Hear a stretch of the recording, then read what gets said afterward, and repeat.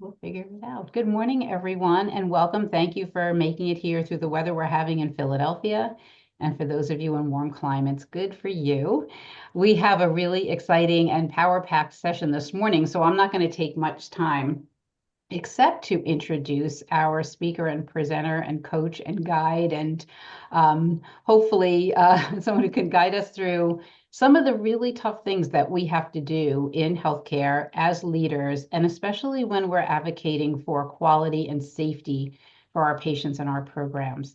So I'm going to turn it over to Erica Boothby to talk a little bit about herself and her background and then get us started. Good morning, Erica. Good morning. It's great to be here with you all. And will quickly introduce myself and then we'll go ahead and get started. So I'm a senior lecturer at Wharton. I teach negotiations here. My background is actually in experimental social psychology. So I do research that focuses on how people read one another in social situations and then how people influence one another during their social interactions. And so I'm very passionate personally about communicating about research with broader public. So often kind of write for different outlets and try to get the word out there and basically bring messages from, what we know from the lab out to people who might find it most useful. And so this is another reason why I love teaching negotiation, which is that it's psychologically really fascinating. It's also really practical, really useful for almost any aspect of your lives. So I'm excited to show you some strategies where you can go out and start immediately applying these and hopefully get more out of what you want in your life, both personally and professionally. I'd quickly just love to hear from you and get a sense for who you all are. If you could just unmute and say your name and role, the first word that comes to mind when you think of negotiation. And so this just be kind of off the cuff.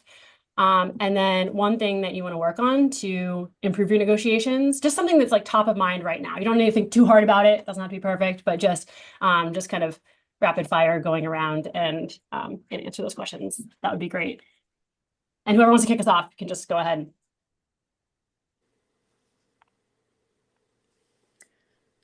This is Right. Susan. Oh, Go ahead, Susan. I think I hear an echo. A little bit, yeah. Okay. Let me, can I fix that? Okay, we'll come back to you. How's that? Okay. Okay, Arshad, you want to start? So I go by my middle name, Arshad. My full name is Syed Arshad Ali. I'm a full-time pediatric hospitalist at Nemours Children's Hospital in Orlando.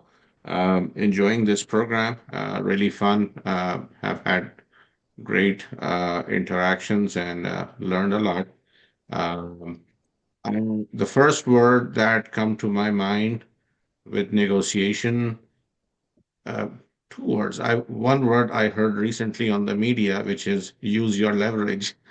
If people have been following news, the other word which is from me is perhaps flexibility. Good. Who wants to go next? Thanks, Arshad. I can go. I'm Kelsey Eldridge. I'm a safety quality specialist at one of the Jefferson hospitals, Abington Hospital, out in the suburbs of Philadelphia. Um, First word I think of that comes to mind with negotiation is adaptability. And that's probably one thing I want to improve on in my negotiations.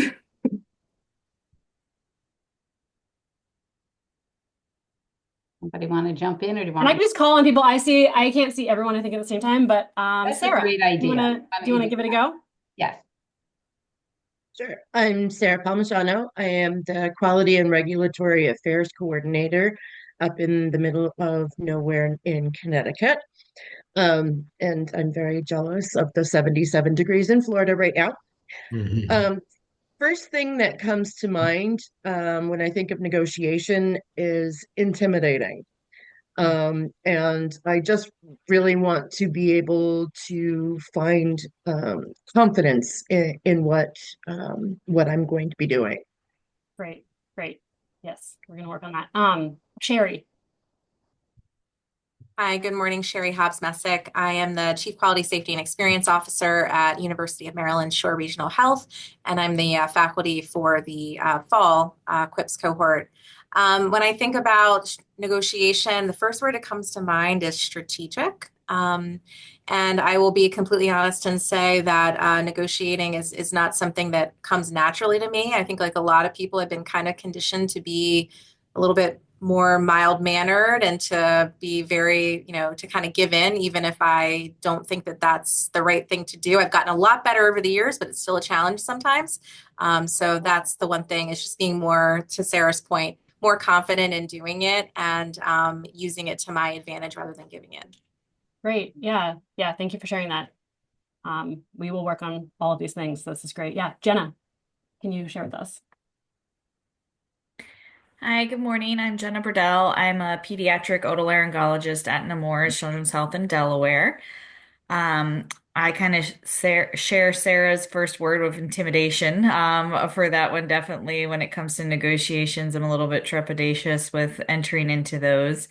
And I think probably a big reason for that is the one thing I'd like to improve upon is I can sometimes, especially if it's something I'm really passionate about, get a little bit too emotionally charged with things and have trouble kind of self-regulating in terms of making sure I'm not poking the fire and that type of thing. So, tips on that would be wonderful.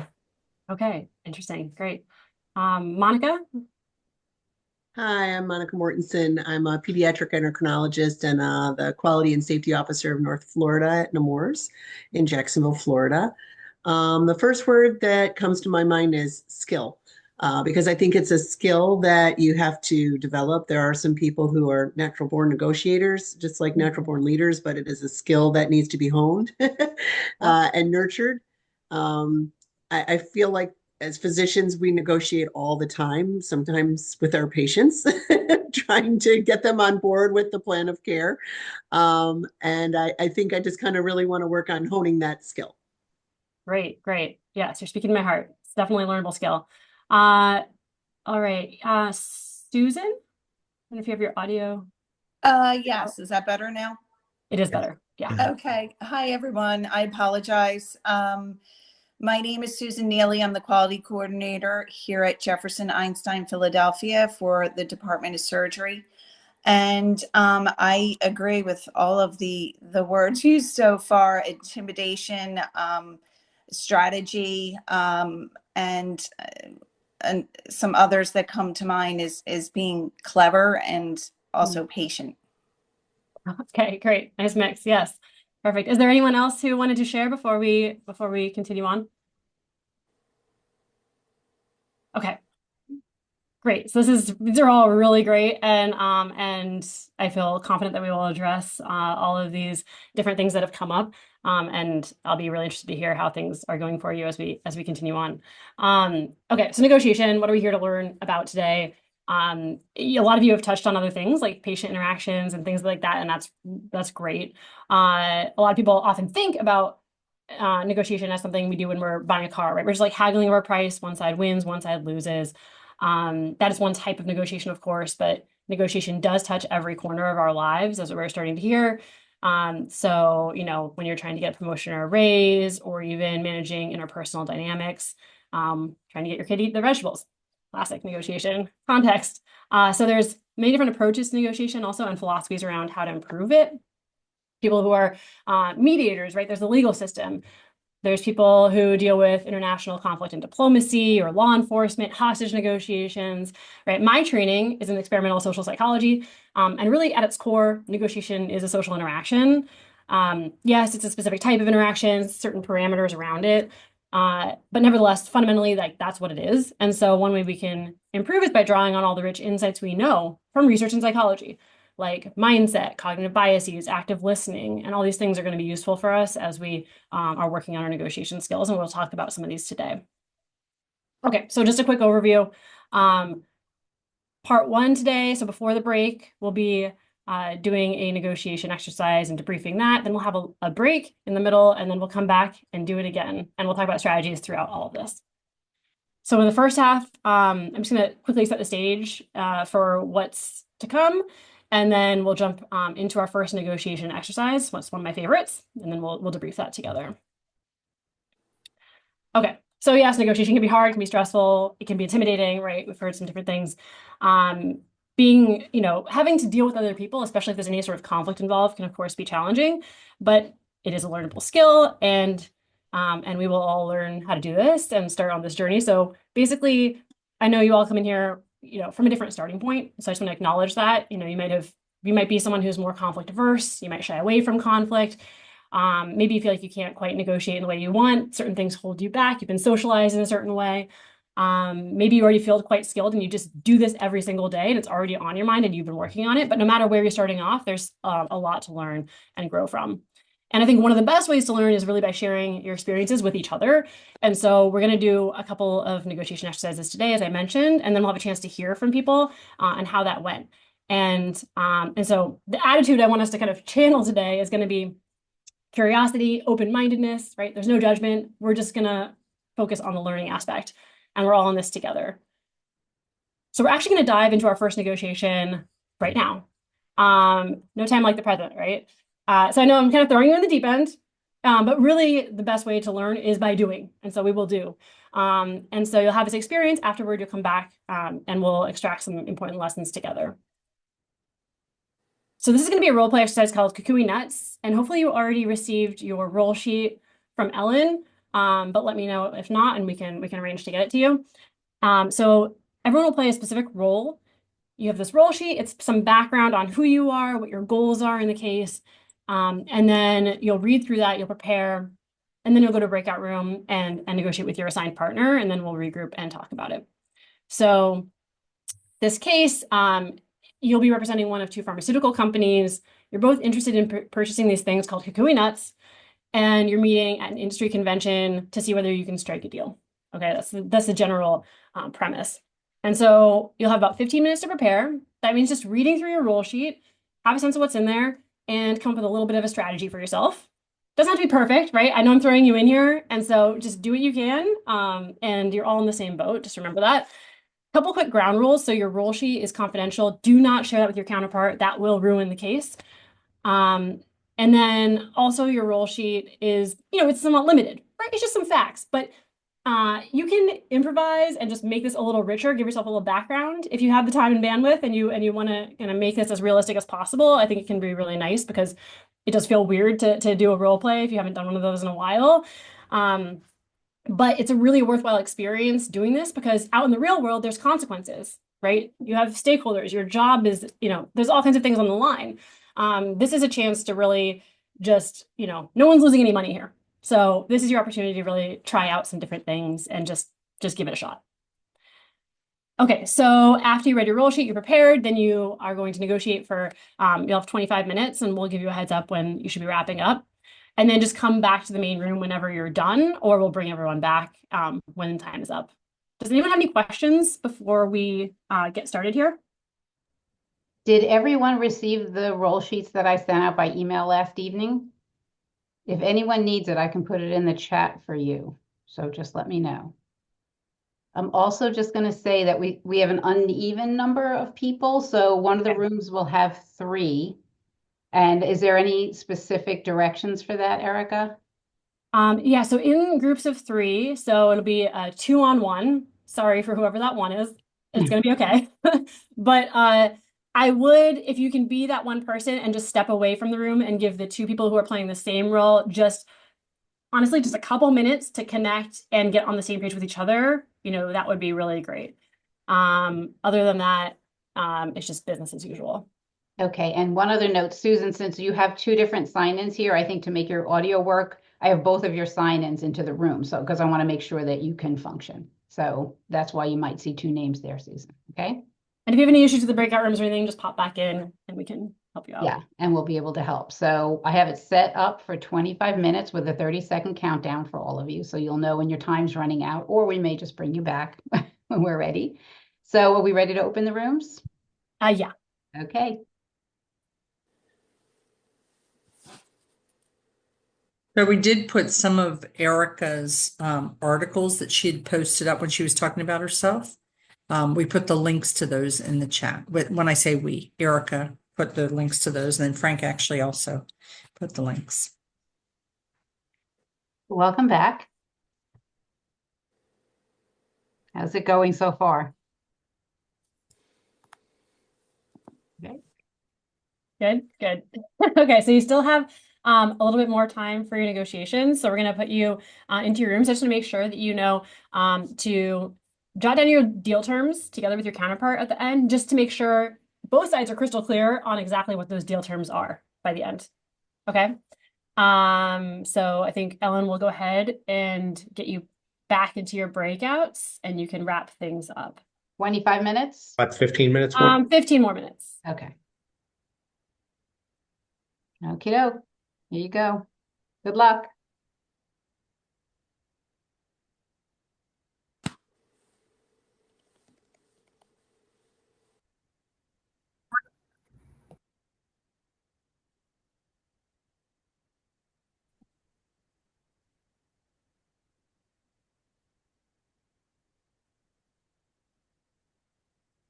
Okay, welcome back, everybody. I can't wait to hear about your deals. So in this negotiation, what were you negotiating for? As we all know, it was your kukui nuts, 3,000 of them. I'm sure you all came up with some creative solutions. But before we get into those details, I just want to do a quick poll. So you're going to tell us, and Ellen's going to launch this. Do you do an even split or something maybe more asymmetric? Maybe winner take all? No deals. That's always possible as well. Great. I see the poll is up. And everyone should do this, not just one person from each group, but everyone can fill this out. And maybe something else. And we can discuss what that might look like.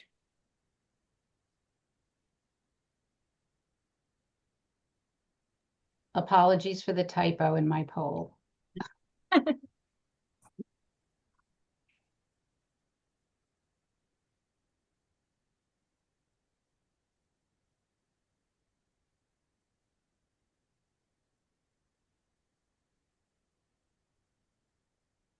And you'll be able to reveal the results to us when the data are in. So just let me know when you want me to end it. Okay. Can you see how many responses are in? Has I everyone completed it? see 8 responses, and we have 8 people, right? Perfect. Great. I'd love to see what it looks like. I'm ending it, and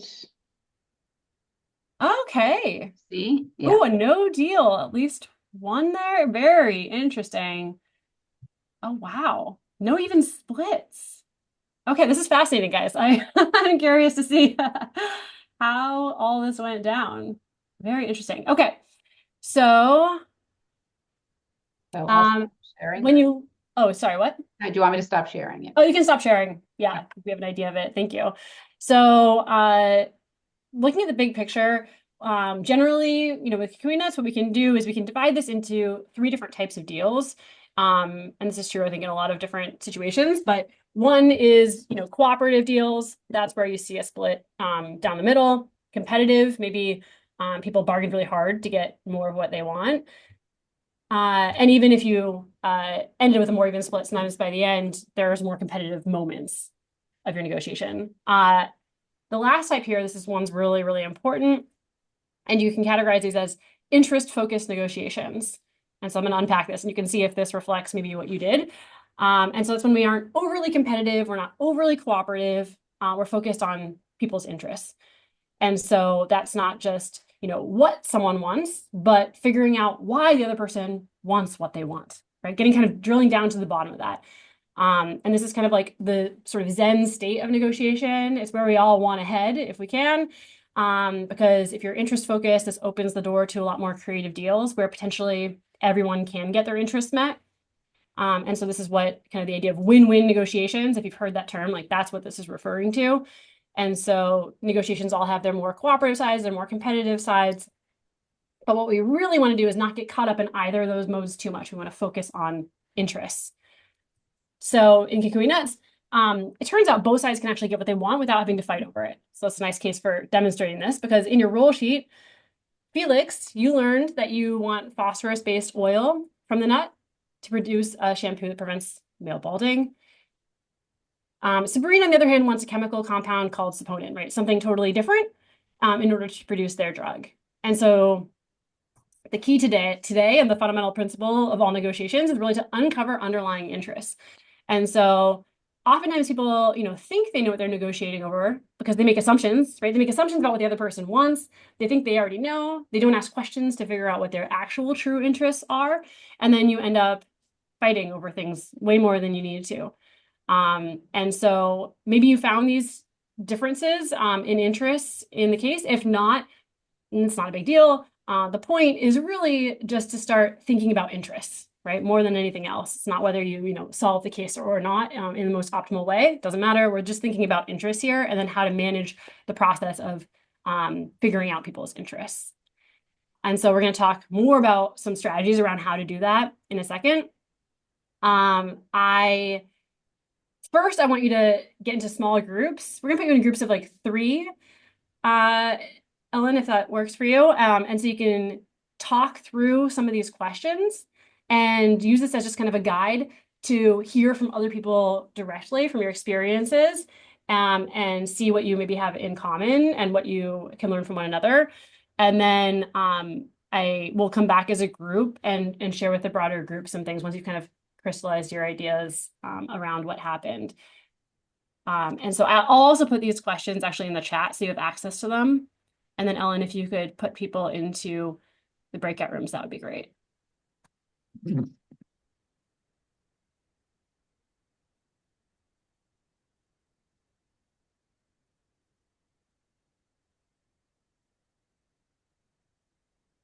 Ellen, are you talking? You're muted.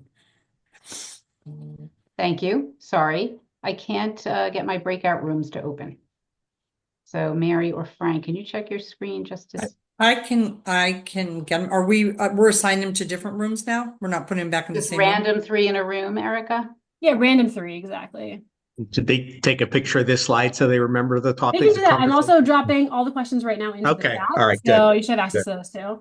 And if you can't get breakout rooms to work, we can just start the discussion as a larger group. That's So so... just let me know how things are All right. looking. Ellen, are you okay if I go ahead and do it right Yes, now? please. Thank you. I don't know what's going on here. Let's see. No, So, very hold small. on one sec. It's all...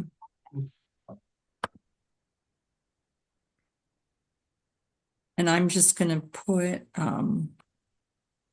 you want them in with groups of 3, is that what you said? Yeah, that'd be great. So I have a group of 3, a One's group of gonna 3, and a have group 2. of 2. Yeah. Fine. Yeah. So, they're not going to be entirely different, right? Maybe not. Yeah. Oh. But that's fine. So I think it's interesting to hear from the other side too. So that's fine. So I think, let's try this. Oddly, I can open them now, but you all set, Mary? Yeah, I think I just opened them. Okay, good. Thank you. That's okay. Odd. So you know what I did, Ellen? I went into the rooms. I opened the rooms again, and I then just exchanged the people. Oh, So I exchanged one person with another person from 2 different rooms. Pause the recording. How things in the conversation. Apologies, I didn't start it in time, but we'll capture something here.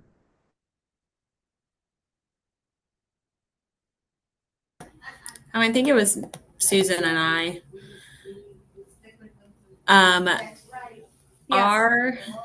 Our strategy was really to like get to know the other person, kind of like Arshad said, like build a rapport with each other before we kind of dove into it. And we were kind of like a little awkward about it, I would say. Like we've both kind of like we didn't like know how much we could share. But then as soon as we figured out that hers was more life-saving, I was completely kind of like, oh, well, mine doesn't even compare to you. And I guess I like sold myself short a little bit, but being in healthcare, it's kind of like my product is important. But so we ended up coming to like her getting more of the nuts and then me getting a little bit less. So then we can work on, a synthetic, because I also saw that we couldn't even supply a year worth of the shampoo. So even if we made this great product, it's not sustainable. So really putting my effort into making it synthetic was kind of more my, strategy. Mm-hmm. So Yeah, no, and I think it's really interesting what you said about kind of you can sometimes negotiate against yourself, right? Out the gate, if you're like, oh no, wait, your product is so much more, important, it's life-saving, and so on. But kind of I like don't our have like said, I a thought, oh yeah, go ahead. yeah, I don't have like the business mindset of like, but I want to make more money. Like I help people every day. So I Totally don't know. get that. Totally get That's where that. my brain goes. Yeah, no, and I think that is, it's a good instinct in general. But I think that it can be hard, but I think Arshad had a good kind of way of thinking about it too, which is like, this isn't nothing what we're producing on the Felix side. This can help people's everyday lives in certain ways. And then maybe there's things you can do to kind of facilitate each other's research, like teaming up for the R&D. There's other things you can do that you can bring in that you can actually, maybe because of the financial resources that Felix has, maybe you have something to offer Sabri that they don't have. So there are other things you can bring in when so anyway, don't immediately negotiate against yourself. But I do see that, of course, it's of value what Sabrina is doing. And that's important too. Okay. So again, thinking about kind of our main goal here, we're really going to focus on interests, right? For this first part, this is just so important to focus on them and have interest-based negotiation. And as we've seen, right, this isn't necessarily as easy as it sounds. So how do we actually do that? And one thing that makes it difficult is there are also different types of interests. So there's business interests, right? For example, a quick story for you. This is Kara Golden. She's the entrepreneur behind Hint Water. If you've heard of it, it's like an unsweetened fruit flavored water. And so when she first started this company, she was just coming from tech. She didn't know anything about the beverage industry at all. And she was trying to just come up with a healthy beverage. She had this idea. She wanted something that wasn't sweet, wasn't caffeinated. It was something that she and her friends would want to buy and drink. And so they came up with a good product. And they did get into some kind of specialty health food stores initially, but they were having zero luck making their way into bigger stores, right? Like the conventional stores, your Targets, Walgreens, and so on. And it turned out what looks like kind of a mess in these stores, right? You walk into a convenience store, you're like, okay, but this is actually ruthlessly planned out, and it's called planograms.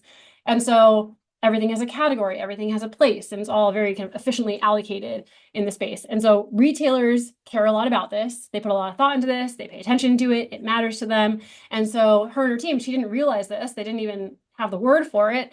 And so retailers didn't know how to conceptualize what they were offering. They were like, okay, this fruit flavored unsweetened water is not juice, it's not soda, what is it? And it's hard to think back, right? This is early days, it didn't really exist. They'd created a whole new category of beverage and they just hadn't realized that that's what they had done. And so once she realized this and they could fit it into these planograms, then that really like opened the door to them. And they've grown to be a $150 million company now. It's massive. So you can see how just missing this kind of critical interest is going to gum up the whole negotiation process and slow things down. And slow down because you just, from the retailer's perspective, it's not like they were hiding this. It was like the water they're swimming in. They didn't even realize that this was an assumption they had. The other party didn't know about, and they didn't know, so they just weren't weren't having an efficient meeting of the minds in some ways because they just didn't know what the other person didn't know. Okay, so that's an example of business interests. There's also personal interests, right? So imagine, for instance, one of the buyers she's talking to, it's a family-run business. You can imagine, in addition to these business interests, there's also personal interests for the people who are sitting across the table from you. Maybe they care about how the community feels about them. They have a reputation to uphold. Maybe they're really tired. Maybe they had a bad night of sleep. We just don't know what's going on with people. And so the more you can kind of figure out what's also driving people at the personal level, that's going to really impact the flow of a deal. And so one of the keys here is there's just different types of interests, and they're both important, and we need to be considering them. And so in negotiations, you just want to be thinking about what are both types of interests, and it's easy for one of them or both sometimes to just fall off and not be considering them. Okay, so then how do we keep this in mind, right? Maybe we know it, but it's hard to implement. And so how do you kind of keep it in mind? I have a hack that I like to use. So I think we're often, how we have in mind just a bad mental model of what negotiation is, right? So one kind of extreme would be don't rock the boat, right? Some of us are more conflict avoidant. We're just uncomfortable, right? And so we don't like disagreement, and we think, if I disagree with you, you're not going to like me, right? We go down a certain path, but that doesn't help us a whole lot in our negotiations oftentimes. Or we think of it as like a battle, some kind of argument. We go in, guns blazing, we're ready to fight. And so we can slide into these or oscillate between them, right? All kinds of things we can do. But you want to have something else you can return to. So more of a touchstone that can help refocus and just recenter you. So literally, when I think of negotiation now, I have this ingrained in me, I think puzzle solving, right? So I think it's useful because I have my interests, you have your interests, and how can we put it all together as more of a collaborative process? And so mindsets are really powerful. And so if you're really thinking about negotiation in this way, it has just a whole cascade of effects. So it affects the tone of your voice, your word choice, right? Your attitude. Someone becomes, a partner instead of an opponent or a competitor, right? It just has a whole range of effects that can help us get back to where we need to go. So when we're thinking about uncovering interest, the first strategy is just a mindset shift. And I like puzzle solving, but you can use whatever analogy works for you. And then 2 other things we're going to talk about. Again, I try to boil this down to things that you can implement right away, and that have helped me, right? So I don't just want to inundate you with all kinds of information.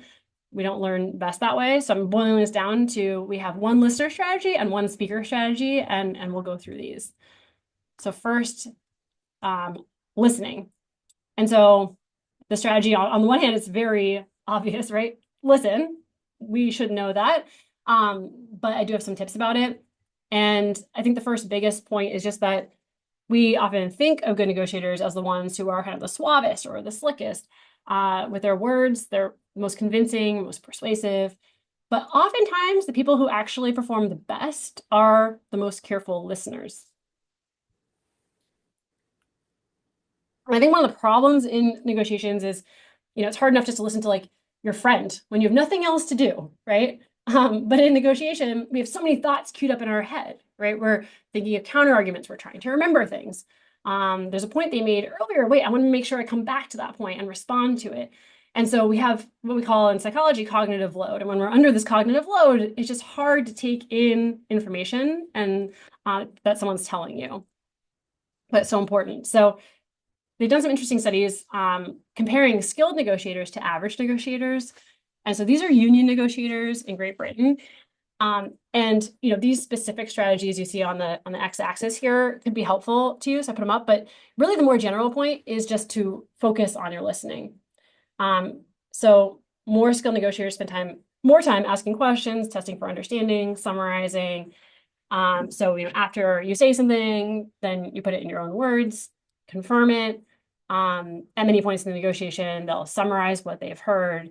And this can all just help us manage all the information and all the interests that are on the table. And this is something that we can all do, and we're all very capable of this, but we forget to do it, especially when we're negotiating. It's not what we're thinking we should be doing. We have the wrong mindset.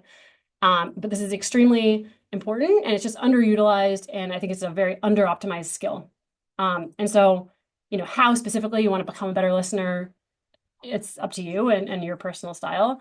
But just, I want you to start thinking to yourself when you enter a negotiation, just to remember your listening skills and put more of a premium on these things than you might naturally, right? I think it's easy to get locked into you say something, I say something, and then while you're talking, I'm actually planning what I'm going to say next. I'm not even really listening to you, or I'm catching some words here and there.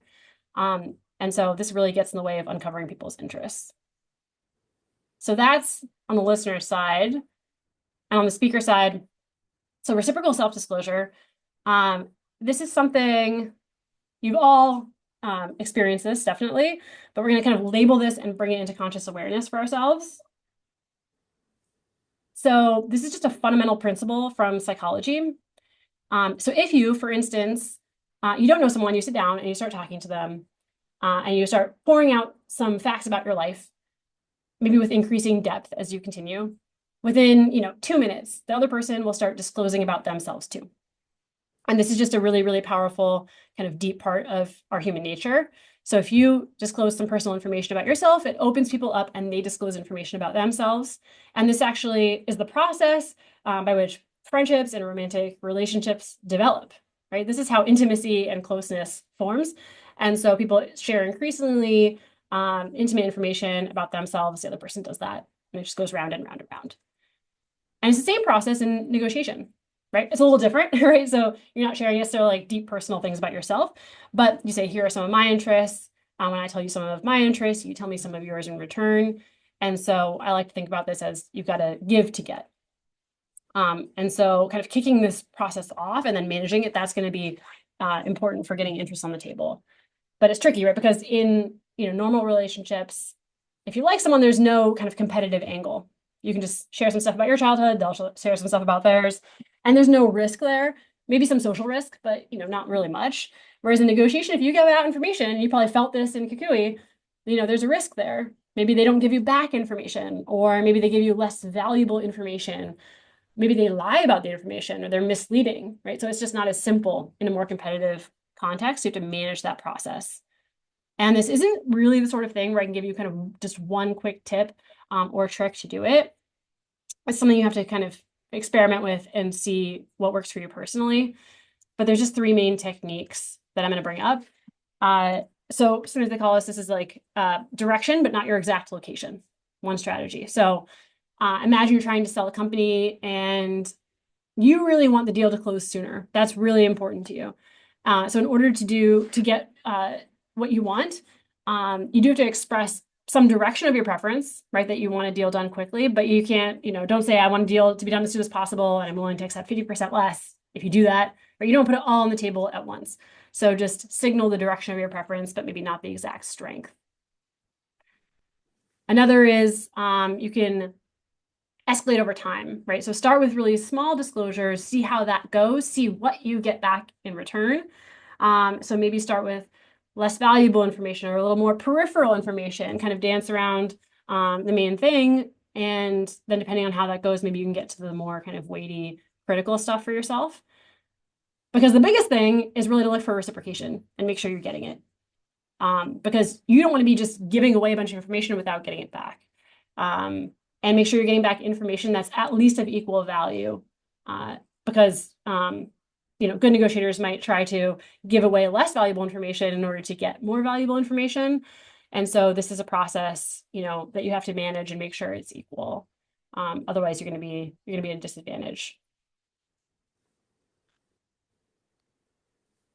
Actually, does anyone have any questions or thoughts or things from your own experience in Kukui Nuts that you want to share about any of this before I keep going?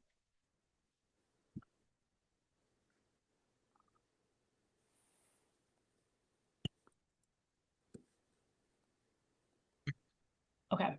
So I'll yeah. say something here. So, Yeah. I mean, we all do some negotiations in our lives. I think one thing I have learned is don't be afraid of walking away. That's something which I've learned. The fear of losing, you should leave that at home and start with, not negative in a negative way that, you already have lost, but in a positive way that this is where you're going to build your further stories from. So I have, had negotiation deals about cars, buying cars or buying homes, and you'll be surprised. I walked away from deals for $100. So just because I, you know, the other person wasn't being flexible, so I just walked away. And know your options, other options, just don't walk away without knowing your alternate options. You should have a good alternate, equal alternate option before you just completely throw away something and walk away. Sometimes you do have to compromise. So that's something I have learned, that fear of losing you makes you cut not such a good deal then, so keep that fear away. That's great. Yeah. And that's actually like foreshadowing to where we're headed after the break. We'll talk more about that and just how important that is. Yes, you do need to be willing to walk away, but not without good reason. And like you're saying, kind of considering what your alternative is a really critical part of this. So yeah, so exactly, we're headed there. So that's a really great point. I want to put a fine point on this. So basically, the reason that these strategies work so well, or one big reason anyway, is because these are all inputs into trust. And there's a great quote: "Negotiation moves at the speed of trust." So the reason why these things help us uncover interest is because they help us build trust. And, we trust people who have a puzzle-solving mindset, right? We feel it in their behavior and how they're treating us. Or if you're truly listening to me, that builds trust. And when I feel like you're reciprocally self-disclosing, right? It's not just one-sided. You might not have had a term for that, but you can feel that, and it does build trust. And so when we build trust, then people are more willing to disclose their interests with you, and we can learn more and use that to figure out how everyone can get the most of what they want from the negotiation. And so again, I try to just boil these down to kind of the most important, practically useful things for you. And so we should remember interests are fundamental, but uncovering them is not always easy. And a common problem people have is just the wrong mindset. So find some way, puzzle solving or something else that helps to recenter you and get you in a better mindset. And just, don't forget there's business and there's also personal interests, and we're all human. And so those drive us too. And we just need to keep them in mind. And then you really want to, be a better listener. It's a skill we can all cultivate. We don't spend as much time on it. We don't think of it as related to negotiation, but it definitely is. And then, how to manage the process of disclosing information. And then, of course, practice. That's why we are practicing in the negotiation exercises we do here. It's just so important to yes, you can hear all this, but just start implementing it. So what I want you to do, we're going to take a break in a second. And then when we come back, we're going to do another negotiation. And I want you to just, start to just kind of turn away on these a little bit and pick one or two that you're going to try to focus on in the next negotiation. And that's really the way we're going to learn. Okay. So we have a 30-minute break, and we will join back up at about 10:15. And I'm also happy to stick around if you have any questions, or if anyone has any questions that, other people might benefit from hearing, you could ask now, or else you can just stick around for a minute and then we can talk about that as well. Otherwise, I'll see you at 10:15. So we'll see you in about half an hour, and you can feel free to take off. Okay, so if you have no questions, we're taking a break. So cameras off, mute on, and we'll see you at 10:15. Thank you. All right. Hello, everyone. Welcome back. Okay, so just to regroup, before the break, we were talking about interest-focused negotiation. And we'll, of course, never leave interest behind. They're incredibly important. But we're going to layer on a new goal, and that is to learn some core concepts that are really helpful for negotiating more strategically. Okay, so our agenda, talk about some core concepts. Then you'll have an opportunity to apply them in our next exercise, and then we're going to debrief it and talk strategy. Okay, so every field has its jargon, right? But fortunately, in negotiations, there's not a ton of terminology, and what there is actually super, super useful. But it's a good amount of information. So we're going to start bite-sized with just a couple of these. First, we'll cover BATNA and reservation price, and then we'll talk about the other two later in our debrief. So your number one goal in any negotiation is to make the world better for you than it was before, right? That's why you're negotiating. And so in order to improve it, you have to be able to answer this question: what do you already have? And so this is a step a lot of people forget, but it's incredibly, incredibly important.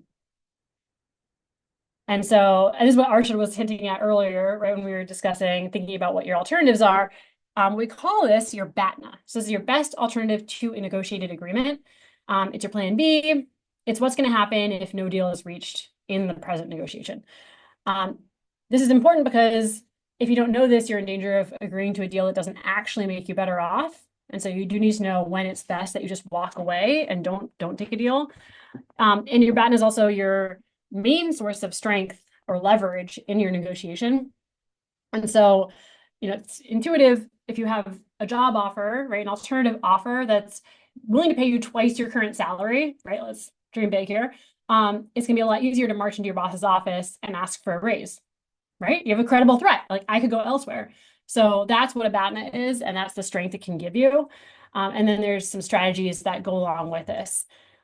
Specifically 3 main ones. So first, you want to know your BATNA with a lot of detail and clarity. Like, this is whatever the kind of holistic plan is of what will happen to you if you don't go with this deal, right?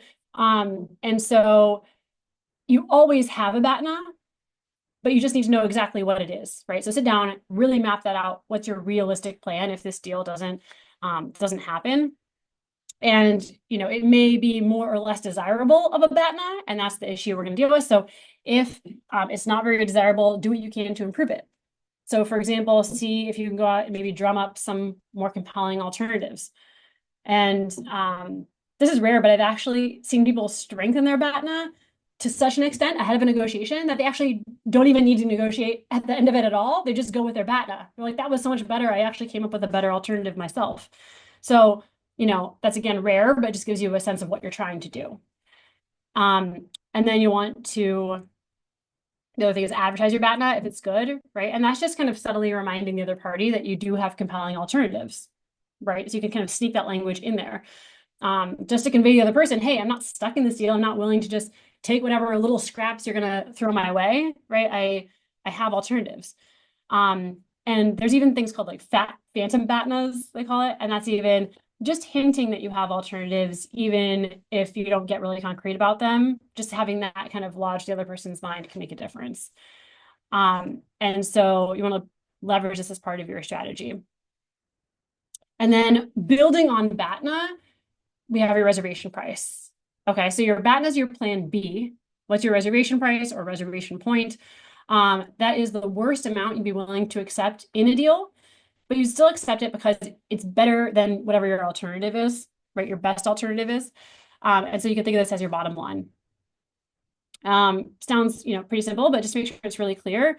I just have a quick question for you. So if your BATNA is worth, let's say $100,000, right? Whatever it is, what does that mean your reservation price is? Because your reservation price is going to be connected to your BATNA. Can anyone come off mute and tell us what you think?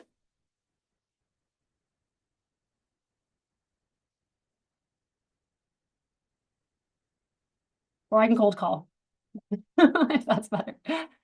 Curious to hear your thoughts. Is your reservation price the least, the least you would take? Yes. So yes, if you're selling, it's the least you would take because it's still better than whatever your alternative is. So it's whatever kind of incremental amount keeps you in the deal instead of going with your alternative and just walking away.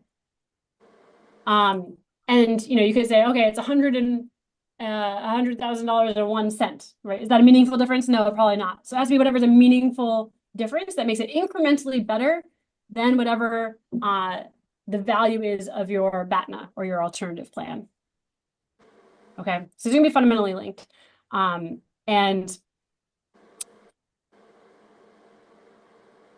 what's interesting here is that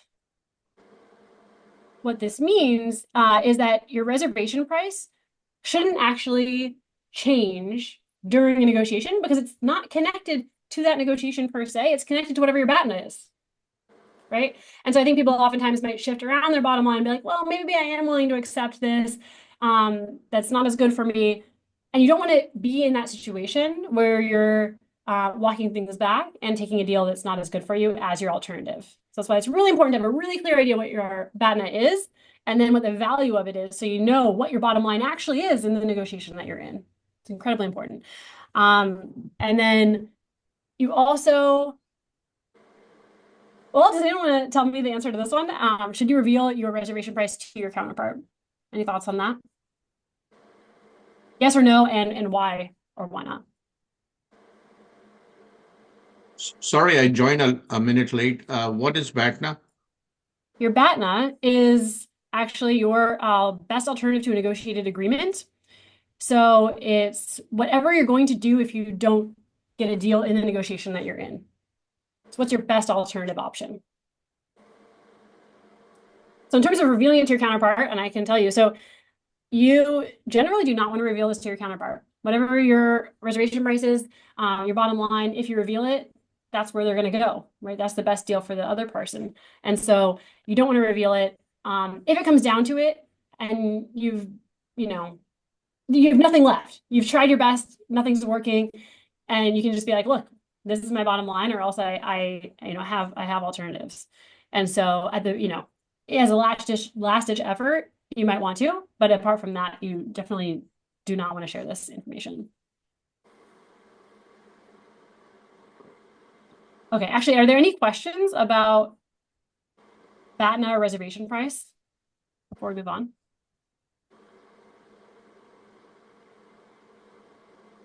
Okay, great. So you'll have a chance to apply these next in our negotiation exercise, because this is a really cool case. It highlights the core concepts really nicely and helps us to unpack them. So it just so happens, again, you're going to be representing one of two pharmaceutical companies. So you're either a CFO of Biopharm or a CFO of Celtec. Here you're meeting to discuss the sale of Celtec's plant, which was designed to produce a line of genetically engineered compounds. You'll have about 20 minutes this time to read your roll sheet and prepare. And there's also a planning document. So this is a new element. And I put this together for you so that it's going to help you incorporate these concepts that we've been talking about so far and think them through in relation to the case. And so you can just start applying this right now live. And so I'll make sure that you have that. And I'll put the link in the chat. And it's also just a little nudge for you to start preparing for your negotiations more methodically and more intentionally going in. Honestly, it's the biggest differentiator in people's outcomes is just how well prepared you are. And so kind of along those lines, at the end of our session today, I'm going to give you your own personal, basically planning document. It's a guide, it's a checklist for all the questions you should be asking yourself and know the answer to before you go into any of your own negotiations. And so I just want to kind of plant the seeds for that now and have you do sort of a mini checklist, mini preparation, planning document. So I will provide that to you as well. And then just like last time, again, your roll sheet that you have should be just for your eyes only. And feel free to make it feel as real as you can. You can, again, embellish the situation, but just don't change any of the material kind of facts about the case. Okay, and you'll have 25 minutes to carry out the negotiation. And this time is going to be a little bit different in terms of how you submit your deal. I want you to basically submit the information in a deal sheet, and I will provide a link to that as well in the chat. You should just have one person from each group submit the deal sheet, but just make sure that everyone in the group actually agrees to what those terms are before you submit. So again, 2 changes compared to Kukui Nuts. Here, you have a planning document to help guide your preparation, and you submit your deal sheet. One person submits the deal sheet at the link I'm going to share with you in the chat. Okay, and then I just want to, mention this again, never hurts. Just think about practicing all these things, right? Pick and choose whatever you want to work on today. Doesn't matter. And just try to start implementing this stuff. That's really how you're going to get better and get more comfortable doing this. Okay, so are there any questions before we get started? And again, I'll share those links in the chat. So if you'll share them in the chat now, I'm not sure that the breakout rooms can access the chat. Okay, great. Let me do that now, and then I will open the rooms. Okay, they're in the chat now. Okay, Let me know if anyone has any difficulty accessing those.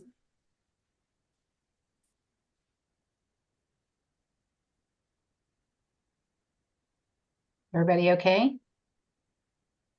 Yep. Okay, just thumbs up if you were able to open the planning doc and the deal sheet so that you can use them. I can't open the planning doc. Either. I think my Jefferson computer blocks it. Same. Oh. Okay. All right, so how are we going to, could you open it on the screen and people can just take a picture of it with their phones? Yeah, I can do that. Thanks, Arshad.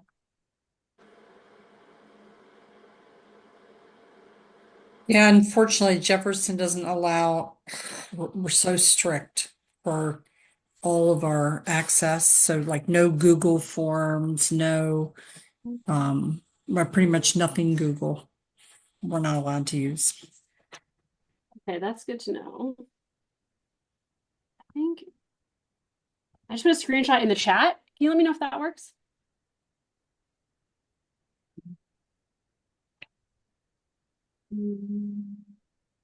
See if I can open it. Yeah, I was able to open it. So can everyone do that? Just click on the screenshot.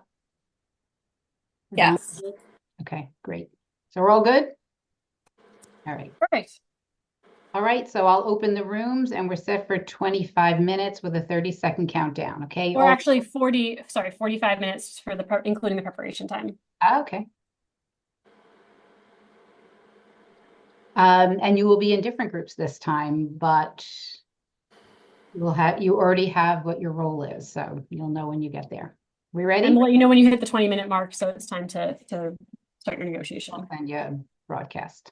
All right, here we go.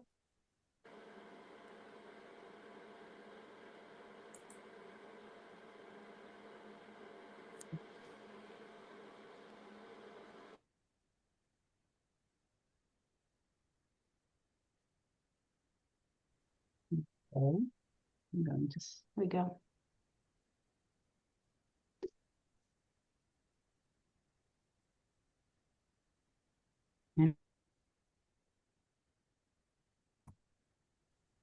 Just want to say that I built in a break for around 11:15, but I don't know if you need it now that you've had some time, so let me know what you want to do. Are you good to keep going? Everybody? Yes. Okay, we'll keep rolling, Erica. Thank you, everyone. Okay, great.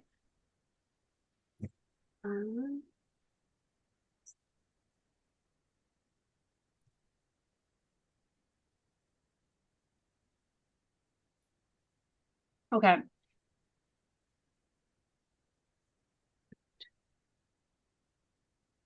And I just want to make sure everyone submitted your deals in the deal sheet. It's worth mentioning that if you haven't already, the link is in the chat, so you can go ahead and do that.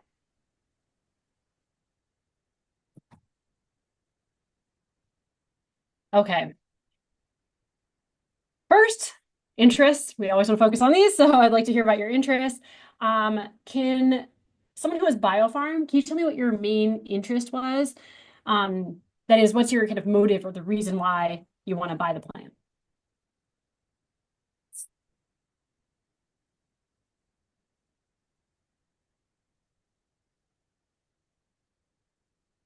So I guess I'll jump in.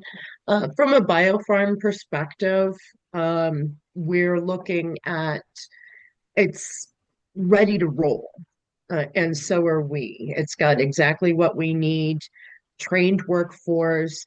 Um, it's exactly what we're looking for. You know, obviously the drawback is it's quite a ways away from our headquarters, but for the right price, we can make it work.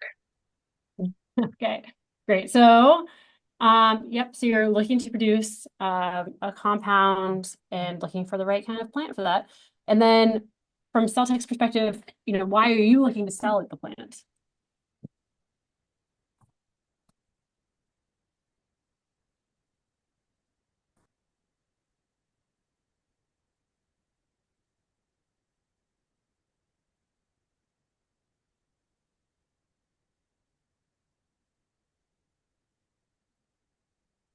I would call a name, but I don't know who Celtech. I don't know who was a Celtech.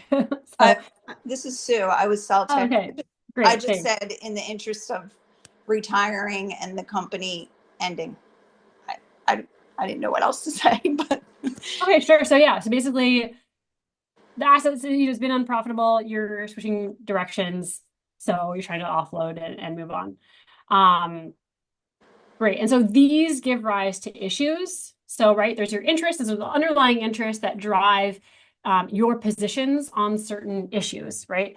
The issues, main one's the plant. You're buying and selling the plant, and you have interest with regard to that. Buying it for as little as possible, selling it for as much as possible. And then we have a few other issues. And so on these ones, workforce, and this information may or may not have been clear to you depending on what your counterpart revealed, right? But it turns out both sides actually want the workers to be retained. Both sides want this to move forward quickly. You don't really agree on the patent, and that may have come out in your negotiation, but Celtech wants to sell it. BioPharm is not that interested, right? Not interested at all, really. They don't really have to go ahead to purchase that. Okay, great. So now thinking about reservation price, and your planning document prompted you to do this, but for Celtech, that's the lowest amount you're willing to sell the plant for.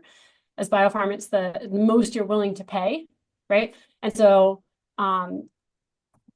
it's great. You want to think about your own reservation price, but I also want to encourage you to think about your counterpart's reservation price and what that could be, right? And it will be based on their BATNA.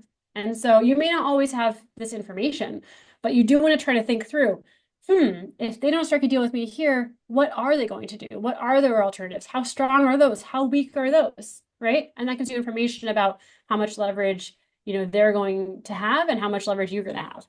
And so I'm curious what you guys think.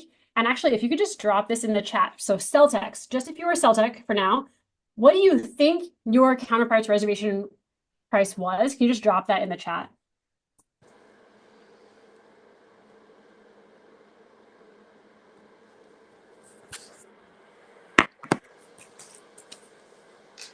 I'm sorry, can you repeat that? Sure. So Celtech, if you're Celtech, what do you think is the most that your BioPharm that you were negotiating with was willing to pay? So I had my numbers in my head, but I don't know what, you know what I mean? Like I had my plan B and I had my reservation price. Yep. So yeah, that's great. So basically thinking about, and you shouldn't know your counterpart's reservation price. Probably they didn't reveal it to you. At least they shouldn't necessarily reveal it to you. But do you think that how much would they be willing to pay at the maximum, right? So just think about that. Because you may not have kind of milked them for that maximum, right? You don't know how much were they willing to pay. But what do you kind of think based on your conversation? Okay, so I see 25 to 30, 14. Okay, so some kind of ranges here. And then for BioPharms, you could think, what was the lowest that my Celtech, the person I was talking to who was Celtech, what's the lowest they would be willing to sell the plant for before they'd walk away and do something else instead? So you can put that in the chat. You can think about it to yourself. Just curious, what you think, and then we can fact check this. So thinking about this case from the Celtech perspective. So Celtech's BATNA. This is their plan. If they didn't strike a deal with you, here's what they were going to do. They were going to reconfigure the plant that cost $3 million. Then the appraised value would be $10 million. That gives them a reservation price, right? They're putting a dollar amount on that BATNA plan, and that is $7 million, right? So that's the lowest they should go. That's basically equivalent to going with their BATNA, is if they sell it for $7 million. So then thinking from the BioPharm perspective, BioPharm's BATNA, what are they going to do if they don't strike a deal with Celtech here? They're going to buy a plot of land. They're going to build a new plant. The cost of that is $25 million. It's very expensive for them, and it will take a year. And so for each month they're not producing, they lose money. So it's a weak BATNA. It's a bad BATNA, right? That's very expensive for them. They don't want to have to spend that much, but that's how much they will spend if they don't do something with Celtech. And this comes out to around $37 million. So they're willing to pay like quite a bit because they have a very weak BATNA, it turns out. They don't have strong alternatives. What are they going to do? $37 million. It's a lot of money. Okay, so just to make this really clear, I'm going to map out these reservation prices onto this number line. Okay, this goes from 5 to 40. We're going to put Celtech here at 7 million and BioPharms here at 37 million, right? And so that gives us a range of $30 million.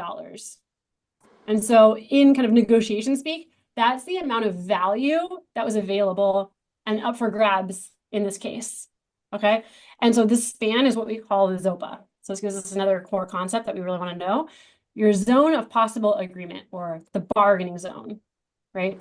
And that's the space between what you're willing to pay and what the other person is willing to accept, right? And so there's a lot, 30 million is a really big ZOPA. ZOPAs can range in how big they are depending on the amount of space there is between your reservation prices.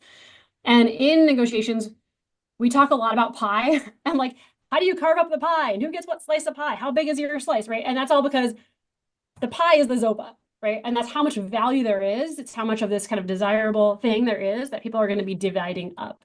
Okay, so I get a slice of pie, you get a slice of pie, and that's how we think about it. And so one of the big questions we ask in negotiations is how much of the pie, right? How much of that 30 million did you get for yourself? And we think about this as value claiming, right? So you claim a certain amount of value. How big was your slice of the pie? Just for example, imagine if you're a cell tech and you've sold the plant for 15 million, right? Then that means how much value did you claim? 15 million minus your reservation price of 7 million gives you 8 million. Okay. So if you sold it for 15 million, you claimed $8 million worth of value. That's 25% of the pie in this case. If you're BioPharm and you paid 15 million, then you claim 22 million. Again, this is the 37 million of your reservation price, minus the 22 million that you spent, or sorry, the 15 million that you spent, and that's 75% of the pie. Okay. And so imagine now your deal was 22 million, that's down the middle.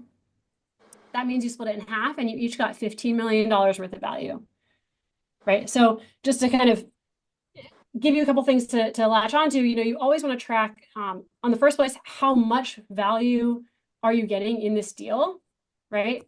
And how much value relative to your counterpart. Ideally you want to get at least half, right? In this case, it happens to be set up in a way that's easier for BioPharm to claim more of the value than Celtec, and we'll unpack why that is in just a second. And then another interesting wrinkle is that how good of a deal you feel like you got might not actually track one-to-one with how good of a deal you actually got. And that's kind of a weird thing. And I'll explain that. So in this negotiation, it probably felt relatively easy to get a deal done, right? And we infer that that means, hey, I must have gotten a great deal. That felt easy, that felt good, felt positive, but that's not necessarily true. Because the main reason it felt good is actually just because there's a huge ZOPA. So essentially any number you threw out, the other person was, somewhat willing to accept that number, depending. But in general, there were a large range of numbers that would work for both parties. And so that's why it felt good, but it also means that you likely left value on the table that you could have gotten as a result of that, right? And so there's a similar kind of thing in Kukui. Oftentimes I find that people just split down the middle and that feels right. And so, that might prevent you from actually finding a better deal where you can kind of optimize based on actually people's interests, as opposed to just kind of what's like fair without an interest-based approach. Okay. So one important lesson just in general is that your feelings do tell you something, right? They're capturing something about the situation and they are providing information, but they may not be providing exactly the information you think. So I think we want to think about not just using kind of our gut feeling and reactions to interpret how good of a deal we're getting. It's more thinking through these core concepts and how we're using them and the bigger kind of framework. Okay, so maybe I've given you a lot of information. Does anyone have any questions about ZOPA and kind of how this works?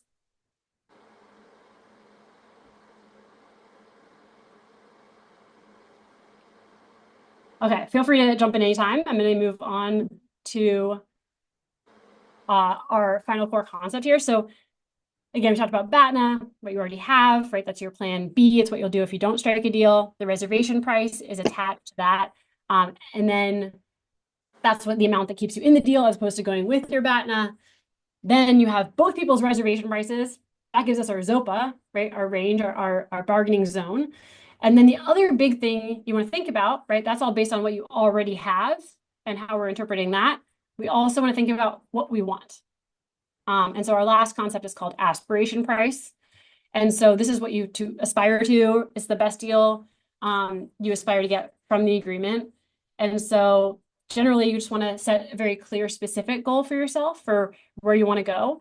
And it's the same principle as in sports. I happen to love surfing. Same works for skiing or like almost any other sport. Choose a sport you want. But basically, whatever is the direction you're looking in, like that's where you're going to head. Okay, so it's the same thing with aspirations. And so the research shows over and over and over, negotiators with higher aspirations outperform those with lower aspirations. Okay, because you're going to strive for whatever that is. And also focusing on your aspiration price instead of your reservation price going into the negotiation when you're preparing, and also in the negotiation itself helps you create and claim more value. And so you want to know your reservation price. You want to be really clear on what that is. But then instead of focusing on, oh God, I have to avoid going there. That's my bottom line. That's, I don't want to do that. Instead of thinking about that and having that occupy your mental state during the negotiation, really focus instead on the aspiration price. So they've done studies where they've actually manipulated that and randomly assigned people, and people who focus on aspirations do a lot better. But, easier said than done. It's oftentimes very easy to focus on the worst case scenario. That's what's looming large. So if you're cell tech, you're thinking, oh God, the objective facts of this case point toward the price of the plant being kind of low. That's not good for me, and I think, okay, I'm desperate. I want to free up some capital to spend on other projects. And that makes you more willing to accept a lower price. You had to try really, really hard to look at the more kind of positive aspects of the plant and its huge strategic value to the right buyer.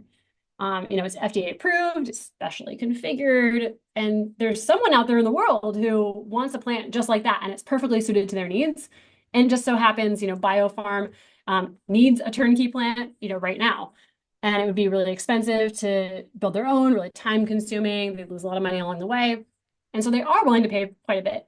And so, is your perfect buyer always the person sitting right across from you in this negotiation? No, right? That's not always going to be but have that mentality and try to imagine that they just might be.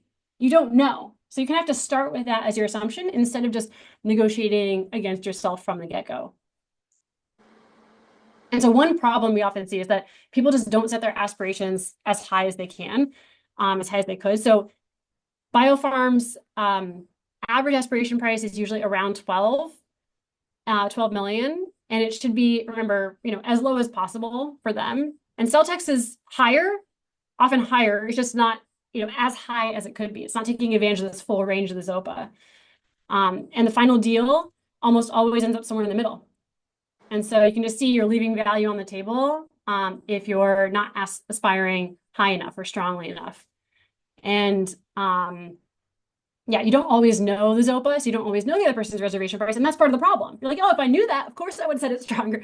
But so you have to kind of imagine, oftentimes the ZOPA is bigger than we think. Not always, but you're better off erring in that direction and assuming, hey, the ZOPA could be bigger than I think. Their, reservation price could be more, it could be different than I think, right? In a way that's positive for me. And so having more of that mentality can really help us out. Okay, and so kind of thinking about it, one reason why aspiration price is so important is because we use this as a reference when we're making our first offers. So when we're throwing out that initial number, we're basing it, it's correlated with our aspiration price, right? And then our first offers are, it turns out, a huge predictor of the final deal, right? The final number you end up getting is often extremely correlated. There's a ton of research on this, where it's very correlated with that first offer, okay? So we can go through your deals. I'm going to see, I have a graph I'm hoping will work to show you. If not, we can just look at all of your different deals. You can bear with me for just 1 second.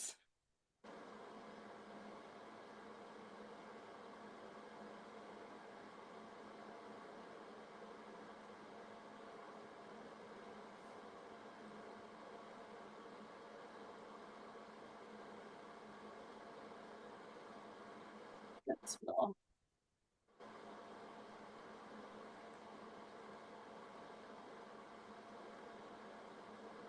I'm going to walk you through some mock data just to show you how, orient you basically to the graph, and then we'll look at your specific deals.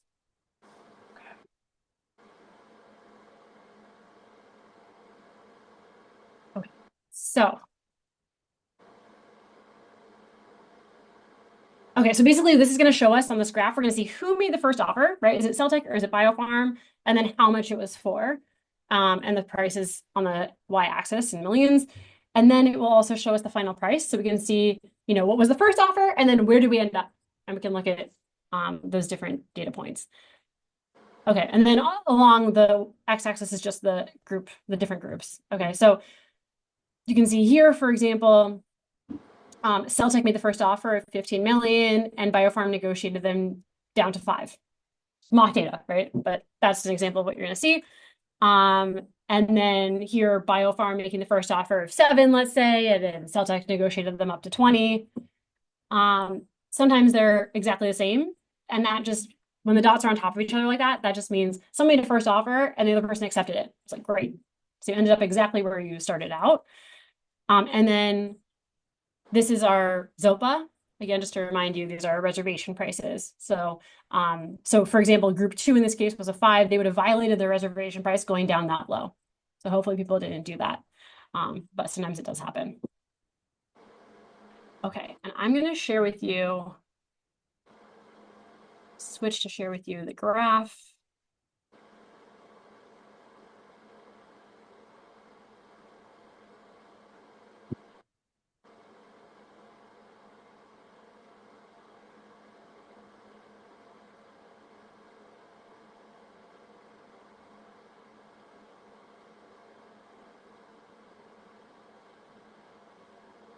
All right. Can everyone see this? Just nodding. Okay. Okay, so we see some very strong correlations, as you can see, between the first offer and the final price. So that's interesting. So, and it looks like BioPharm, and maybe you can tell me if this is accurate, but BioPharms here tended to make the first offer. Looks like in all the cases they did. Okay, so we see, and this is called, and we'll unpack this a little bit more, but this is called anchoring, when you get really stuck on whatever the first offer was, and then you would just end up there, or very close to it. And we'll talk more about that in a little bit. But I am curious to hear how these went. What made you make a first offer? And it seems like in this case, it was BioPharm. So maybe what made Celtec hold back, or BioPharms felt kind of ready to take that leap and do that. Curious to hear kind of your thought process there. And then it looks like we have 2 groups who started out with a 10 and got up to 12. So I don't feel like Celtec's kind of negotiated up a bit. And then you ended up, still quite close. So let's open up the floor. Curious to hear how this went. So I can go first. BioPharm CFO.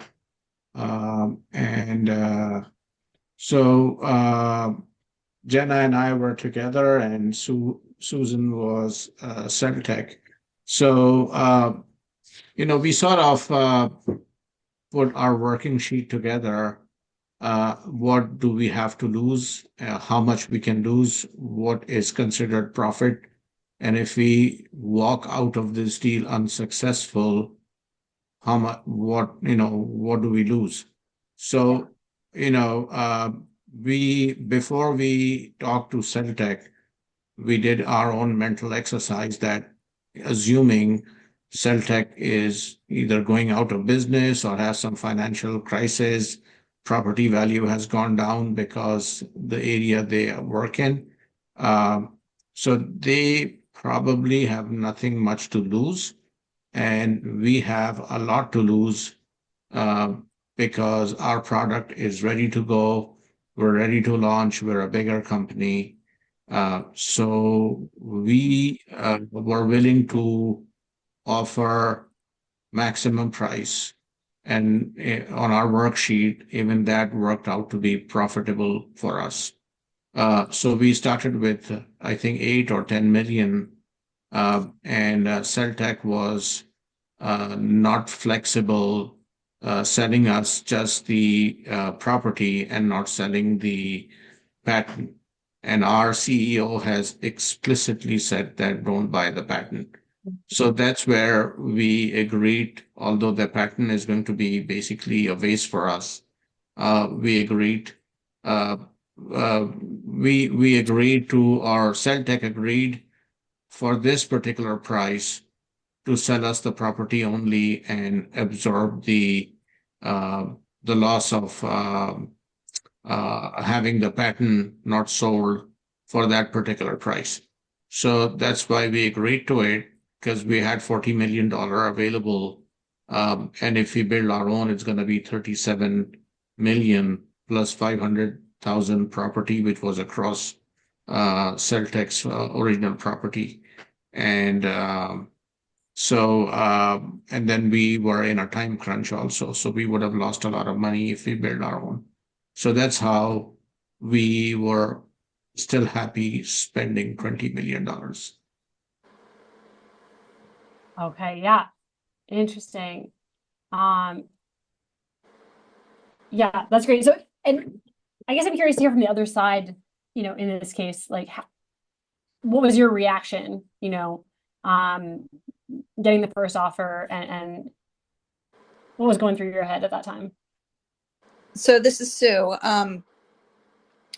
So I had, a reservation price, and then I had my, deal price. They came close to the deal price, but I was trying to sell the patent along with the plant, just so it would be more ideal, according to my instructions. So BioPharm did not want the patent. They did come in with a strong first offer, which was close to my other offer. Well, was more than my other offers, but close. Mhm.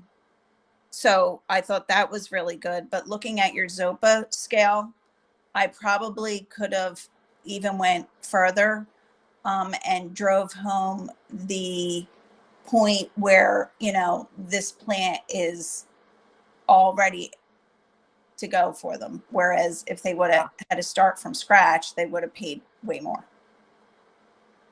Yeah, exactly. And so sometimes if you're trying to figure out, okay, what is their reservation price? Are they starting from scratch? How do you even get to that? It's like, again, back to the interest and asking questions and figuring out, what it is they're looking for, what are their alternatives, and doing a lot more of that information gathering. That, I think sometimes we shy away from doing that as much as we could. And kind of with the mentality of like, and you can be explicit about it, of like, hey, I want to figure out something that works best for both of us. It'd be helpful if I could find out, if you could tell me a little bit about X, and you're just trying to work with them together to get information that will help. Honestly, genuinely will help you look out for their interests in addition to yours. And that is what you're trying to do.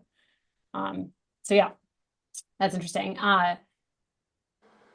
Okay, yeah, I'd love to hear, I guess, from, let's see, another group. I see Monica and Stephanie.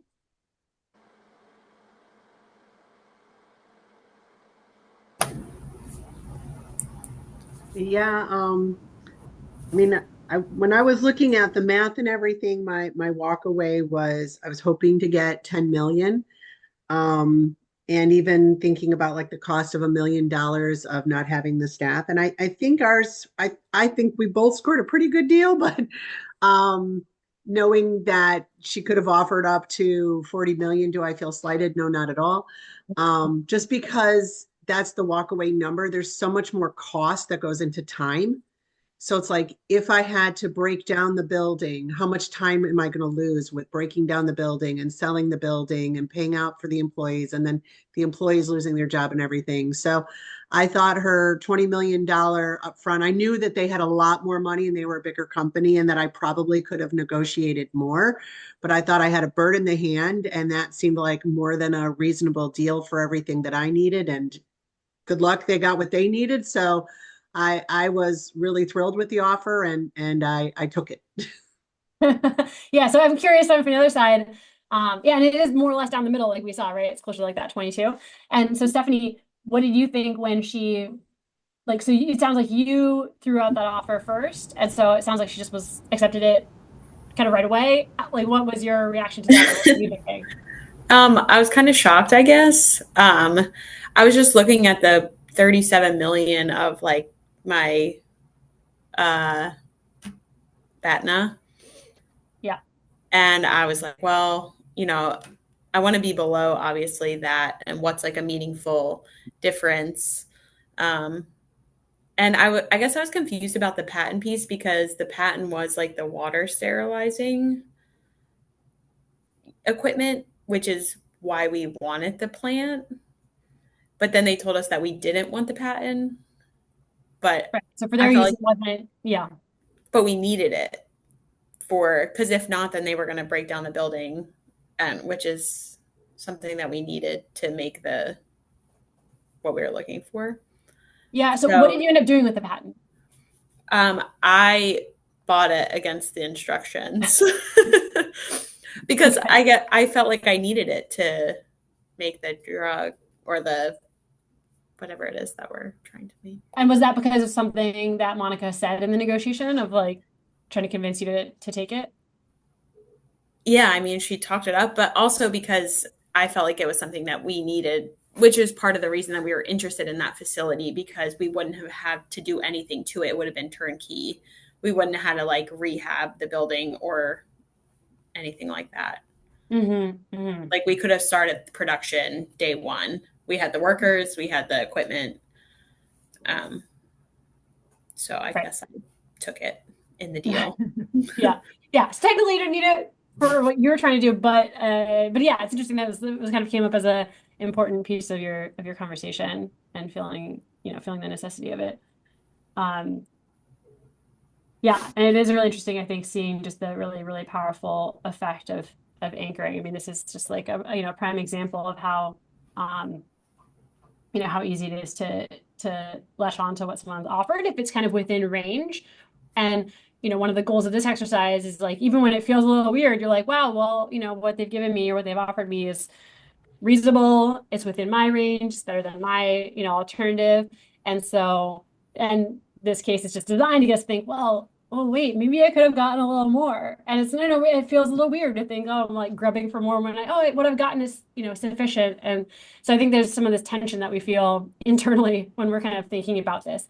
But this is just the point of this is just kind of open your eyes a little bit to say sometimes the range is a lot bigger. And even if you'd pushed it to 25, like it would have still been really good for the other party and they'd still be happy with it, And so it's a little bit of a weird thing where sometimes when someone accepts our deal or our offer that we put out there and they accept it immediately, we're like,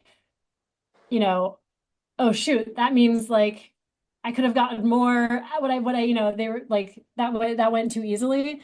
And so it can actually make people feel better about their deal when you negotiate back a bit more and give some more pushback, even when it would have been a better deal for them originally, right? So if BioPharm comes out and offers 20 and Celtic's like, how about 25? And it's like then if you negotiate just a little bit more, it can make BioPharm actually feel like they got a better deal. They can feel happier with the deal afterward. This is what the research shows, because you've negotiated back as opposed to being like, oh, great, let's just do that. Then it means, oh, shoot, I left value on the table, and BioPharm might end up feeling worse about that deal, which is kind of counterintuitive. But I'm just going to put that out there as something to think about. Okay.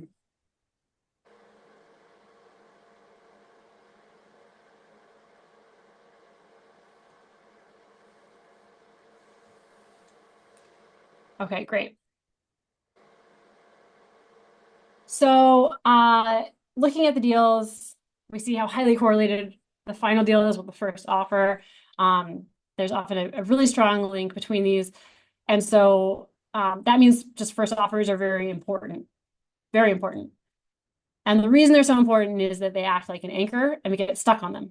So if BioPharm offers us $8 million, that number gets sticky. And if you're Celtec, you start thinking, well, maybe it really is only worth 8. And you start justifying it. And affects the way that you think about things, even if it shouldn't, right? And then even if you do negotiate them up from the 8 million, you're still going to get stuck in that general vicinity and get a lower deal than you could have. And so this is called anchoring.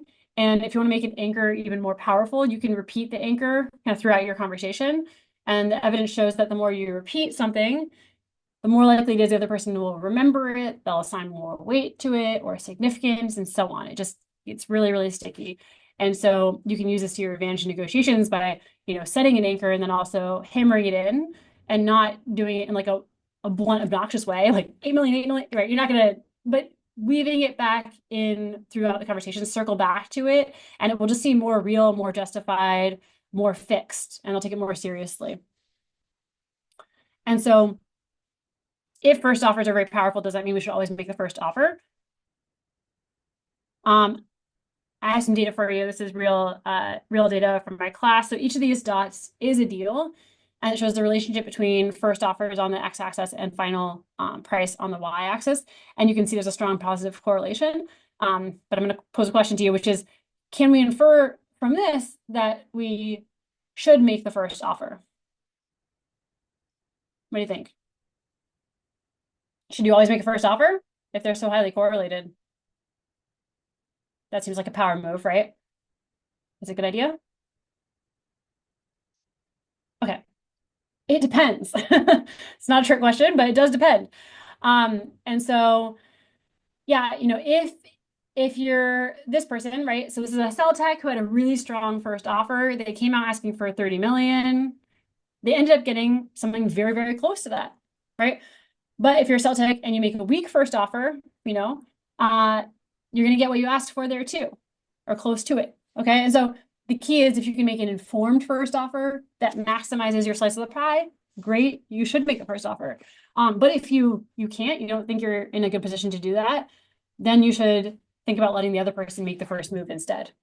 But it's something to consider. Should I make the first offer? Do I have the information I would need to make the first offer? If I don't feel like I have the information I need, how can I get that information? And then I just want to make this as a conscious decision that you're making, right? Not just kind of by happenstance of like what happens when, you don't always have full control, but try to think of this as part of your strategy. Okay, and then if you think, okay, let's say you know how powerful these can be and you're well informed and you're good, so you're, in a good position to make the first offer, then how do you actually do it? So we can take a look at some best practices. There's no kind of one very simple one-size-fits-all sort of solution to this. It's going to depend on the situation, but I'm going to give you some general guidelines that you can kind of pull from. And so if you're constructing a first offer, you want to do it after gathering some information. You want to check your assumptions. If you just came out the gate as cell tech and you're like, I want $20 million, right? It doesn't seem legitimate if you haven't first talked to the other person and set more of a tone of cooperation. And then you want to have clear justifications for it, right? Why are you offering that value? And so if you can offer reasons, it's going to be harder for the other person to argue against later. It's like you've thought it through and here's the reasons. And then you want to make it boldly and seriously. So I think, oftentimes people will throw something out there, but then be kind of sheepish about it or like already walking it back and working against themselves. And like we talked about earlier, just, you don't want to negotiate against yourself. And so you have reasons for it. Make it boldly. Let it just sit in the silence and let the other person take it in and respond. So present it confidently. It's good if you can make it precise. So, again, with the idea of like, I've really thought it through. I've calculated everything out. And I've run the math. This is the value of it, right? And here's why. And this can be hard to implement, as we've seen. You don't know the other person's reservation price. If they're a good negotiator, they shouldn't tell it to you. But you do want to try to figure it out as close as you can. And if you can make it close to your counterpart's reservation price, that'll make them think, oh, wow, there's maybe just really a narrow margin of deal here, right? And so it'll make them think the ZOPA is smaller than it actually is. And then you want to repeat it, like we said, anchor and repeat. And so this is a good guideline for constructing it, but each of these points, has a counterpoint. And so, as you're gathering information, the downside, if you're asking questions and learning information, the other person might throw out the first offer and anchor you. And that's a risk. So think about what you do. And then if you give objective criteria, sometimes you can end up in kind of an argument spiral. Like you give reasons, and the other person picks out your weakest reason, and now you spent 10 minutes justifying this irrelevant point, and it ruins your rapport you've, tried to build so far. And so, that's one risk. And, you want to make a bold first offer. But if you don't have some sense of what the ZOPA is, like you don't want to sell yourself short and undermine yourself. And then precision can be good, right? If you can be precise, but it can also, in certain cases, if the other person has more knowledge than you, it can make you seem inexperienced or maybe too naive. So, sometimes ranges can be effective and it can seem more reasonable, like you're being more reasonable if you're offering a range, but it can't just be like a random range. It should be set in a way that's beneficial to you, like not too close to your reservation price, not the lower end of it should not be at your reservation price, right? It should be set strategically. And then, have reasons for the range. Like if we include the workforce that you're asking for, it'll cost this much more, so the ranges are attached to real, meaningful things. And again, there's a lot of nuance to all of this, but I just wanted to give you a place to start that you can just start thinking through this ahead of time. So again, first offers are incredibly important, and if you use them effectively, they can help you claim more value. And so kind of zooming out here, we're thinking, how can we use these concepts to be more strategic negotiators, right? We want to claim more value, and we want to do it in a way that is, relationship building with the other person, where we're focused on their interests and all these things. So what's nice is that these concepts basically give us like a ready-made checklist of things we need to run through our head before we go into a negotiation. So you should think to yourself, okay, what's my BATNA? Like, what is it concretely? Write it all out, all the different aspects of it. Have a really clear idea of what the holistic picture is. And then calculate your reservation price according to that. And then think about, okay, what's my aspiration price? Can I push that a little stronger, right? Can I aim for something a little higher than I might have thought? And so thinking about first offers, right? And what you can do to strengthen your BATNA ahead of time, right? So these are all strategies that come into play once we know about these concepts. Okay. And so once you know these, you're in a better position to do better in your negotiations and claim more value. And so, earlier we talked about how important interests are. They are really fundamentally, at the core of all negotiations, you need to be thinking about interests. What are my interests? How can I advance those? What are the other person's interests? How can I also help advance those, hopefully? And then in thinking about the core concepts, these are true of all negotiations, follow this kind of general framework. And so, my hope is this gives you some tools to start being able to break down and analyze your negotiations and understand them in this way. And this can be across all kinds of different contexts. You're negotiating with patients, you're negotiating with your team, like any kind of context, all these general rules apply. And most people are pretty clueless about all this, right? So if you're, this gives you a good place to start that you can use to prepare for your negotiations, and you'll just be leagues ahead of other people if you're starting to think in this way.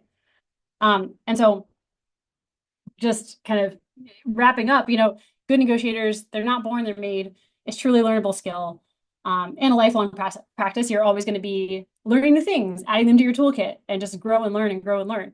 And I think it's helpful, at least for me, thinking about negotiation. It's fundamentally, it's a social interaction, and so many of the things that help us to do better socially, just in general, like being good listeners, caring about people's interests, right? Those will make us better negotiators too.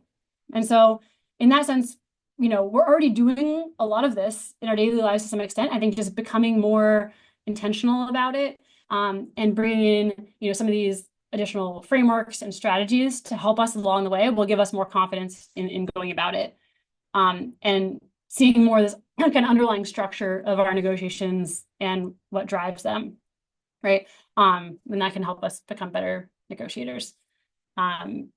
So I just want to thank you for your time here and your engagement. And I want to leave you with some additional resources too, because these are things I find really useful, and I'll put links in the chat. But these are a couple of books I really recommend if you're interested in learning more about this. Easy reads, beach reads, like they're just really great content that just gives you some really key strategies to kind of latch onto. And then I wrote an article on the recent trends in research on negotiations, if that's of interest to you. Again, I'll put those in the chat. And let me see. Okay. And then I want to also give you, I mentioned this earlier, but your strategic guide to negotiations. And so this is going to be something that I'm going to leave you with, that you can use it as like your personal checklist, planning document for everything we just learned. And just past participants, they tell me they swear by it. I hope you find it helpful. It really breaks down everything into all the questions you need to ask yourself ahead of any negotiation. And, of course, you feel free to get in touch anytime. And yeah, thank you so much. I really appreciate it. Thank you. So everyone join me in thanking Erica for her time. And I see that some people are writing that in the chat. So Erica, maybe you'll be able to pull those up too while you're putting your information in there. I really thank all of you for being part of this and being so interactive and brave and willing to share. I think this is a really hard thing to do. I know I've had to negotiate a lot in my life and in my career, and I've never found it easy. I learned so many new things today. And one of them, I have to just say, is that puzzle mindset, like how to solve the puzzle. I love going into it that way because that takes me away from my fear of like, what if I fail? And just say, no, there's a way to solve this. And what is it going to be? And then use all the other tools that you gave us. So I'm going to spend a lot of time thinking about this. I'm learning again, reading through what you posted. So any other thoughts or comments? Well, I just want to say, first of all, thank you, Erica. And for all of you who know colleagues who don't want to do QIPS but would benefit from a negotiation session, we are hosting one on April 17th. It's actually an all-day session where we're going to do a deep dive into negotiations. And this one is part of our Women's Healthcare Leadership Academy. So it's for women. It is for women, taught by women, the whole Healthcare Leadership Academy. And Ellen, you can stop recording. So I'm going to